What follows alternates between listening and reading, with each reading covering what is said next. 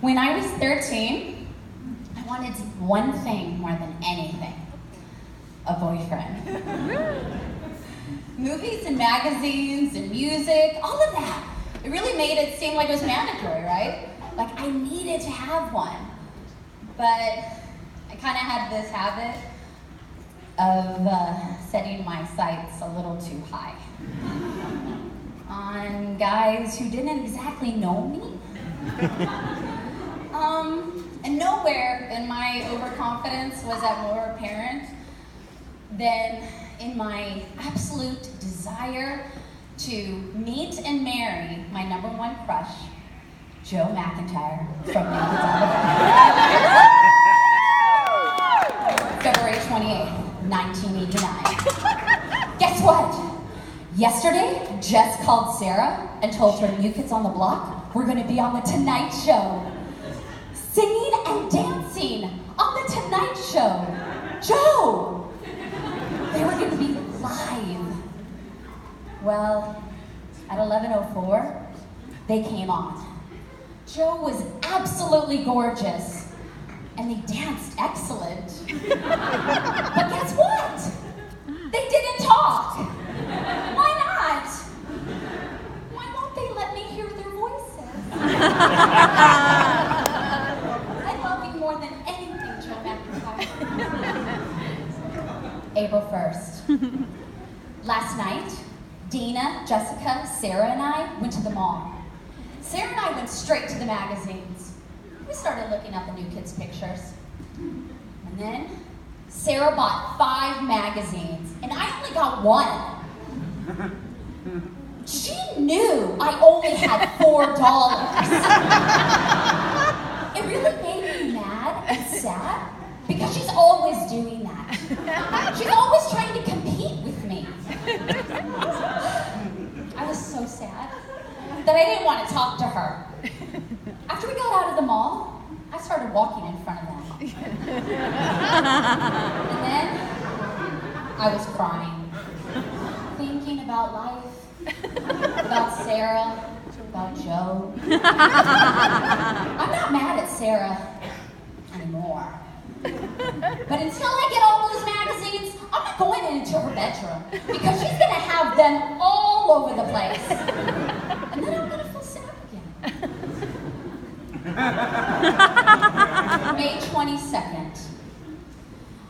I love you so much, Joe. But you may not want to read this because you may only like me as a friend. It's 3:18 a.m. and I'll be loving you forever. Yes. Joe, when I woke up, I looked at your picture and I felt weird because of the dream I had. I wish I could tell you about the dream, but I'm afraid that Joe might read this one day and think I'm a slut. As weeks went by, my determination to meet Joe only grew stronger. But the dream gave me an idea. If I couldn't meet Joe in real life, maybe I could meet him in fantasy. The following is from a story where I cast myself as famous pop star Marcella. The night of my life. The night was exciting. Star and I were standing in front of a white marble door. On the other side was one of the biggest parties in show business. Marcella, Star whispered, what if New Kids on the Block are at this party? Exactly 1 minute later, the huge door opened. Good evening, ladies, the butler said. Everyone is in the ballroom.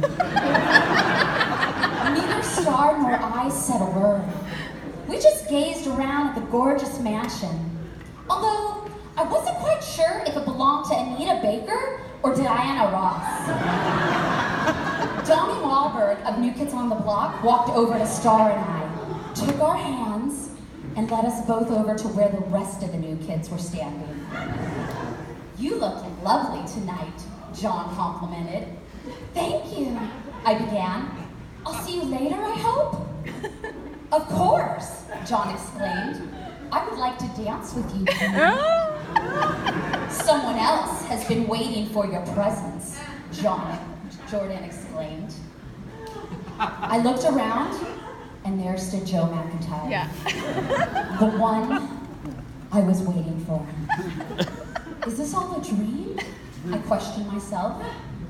Joe walked over and put his tender arms around me. At that very moment, I felt as though nobody could or would ever hurt me.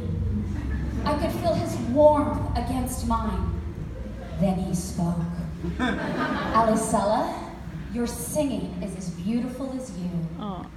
Joe, I don't quite know what to say right now. I'm so surprised.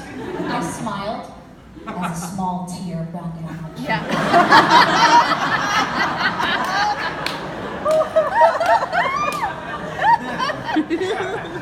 Joe put his loving hands on my face, and I thought to myself, is he gonna kiss me? I closed my eyes, then he whispered, look. I looked to my left and saw eyes staring at us. I couldn't believe how embarrassed I was. Everyone cheered. I loved us. I loved them. Marcella, Joe asked while we were dancing. Yes, I answered. Never leave my side, Joe said while looking into my eyes. By 16, I still hadn't met Joe. But when the new kids broke news that they were coming to town, I knew I had to meet them. This was my one chance. So, in order to win him over, I took a good look in the mirror, and I knew I needed makeup and a push-up bra. But there was no way my mom was gonna get it. So, I partnered with my friend Lee and decided to shoplift. But we got arrested.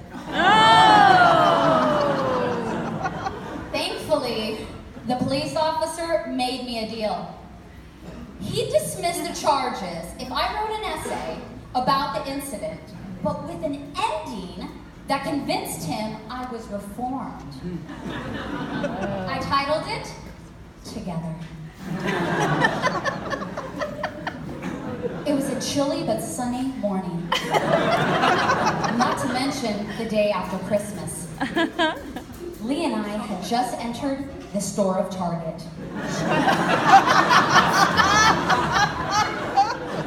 Together, we walked over to the cosmetics department. I began to take the Clarion Cosmetics test. Once we were both completed with our test, we intended to purchase the cosmetics. Although, after looking at the high prices and thinking of how much we really wanted them, together, we decided to shoplift. After we filled the bags with all the merchandise, Lee and I looked upon the heavy doors. The glass doors revealed the outside, the freedom, the escape. I took one step forward with the bag, then I asked, gosh, the doors really aren't that far away, are they? No, Lee responded, but it's still a long walk. We stood still, then looked at one another. Then we both looked upon the bag. Instead of the bag once looking innocent, it now looked full of guilt and confusion. Somewhat like the looks on our faces. Lee, I asked, I'm scared. You are? Lee asked. I thought you wanted to do this. Well, so did I. But do you really want to? I asked. Lee gave me a smile of relief, then answered, no.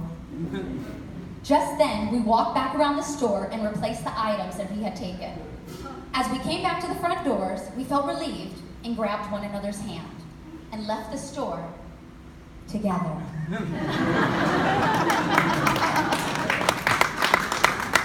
As you can imagine, I wasn't allowed to go to that concert, but I still wanted a boyfriend. So I set my sights on someone more attainable. His name was Derek, and he was the hottest skater on campus. Total opposite of Joe.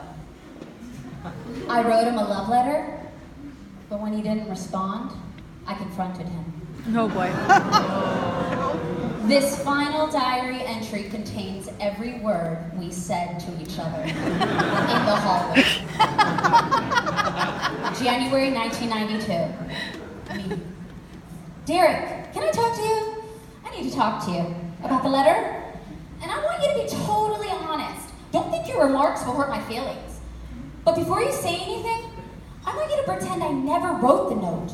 Because I really valued the friendship we had before, and I don't think it should change because of some stupid note. So what do you think? Derek smiles. We're friends. Me. Oh. Okay. But what did you think about the note? Honestly. Derek. I liked it, and I thought it was really nice. But I don't really know you very well. I just know you as, hi Marcy, and then we wave. But I don't really know you. Me. Well, that's why I gave you the letter. It said I want to get to know you better. Derek. Oh, really? Well, okay. Me.